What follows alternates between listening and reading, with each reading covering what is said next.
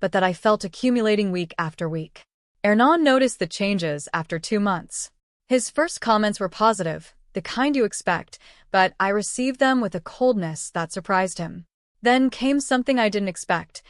As I changed, Hernán became more nervous. He asked me where I was going when I went for walks, checked my phone more than usual, and made comments about whether I had spoken to anyone new lately.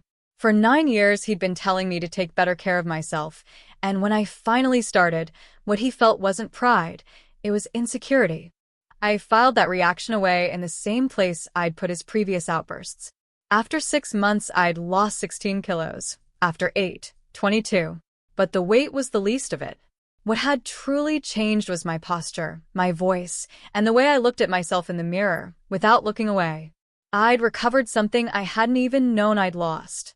I cut my hair, not my usual subtle cut, but a radical one I'd been wanting to get for years. I bought new clothes with my own money, clothes I chose without asking for opinions, clothes I liked. 2 weeks before the meeting, I told Hernán I wouldn't be able to go with him, that I had an appointment. He looked at me incredulously, and I could see he wanted to ask who it was with, but he didn't dare. "Okay," he said softly. "I'll let you know how it goes." The afternoon of the meeting, I got ready at my friend Claudia's house. Rafael, my manager at work, picked me up at 8. He was a quiet man who had agreed to come with me when I explained the situation with an honesty that was difficult for me, but which he listened to respectfully. It turned out he was a classmate of Hernán's, although they hadn't been close.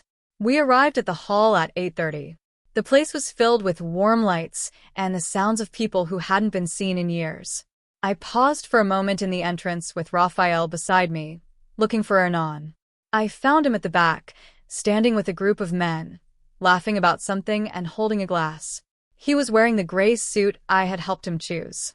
We walked toward the center of the hall, and I saw the exact moment he looked up.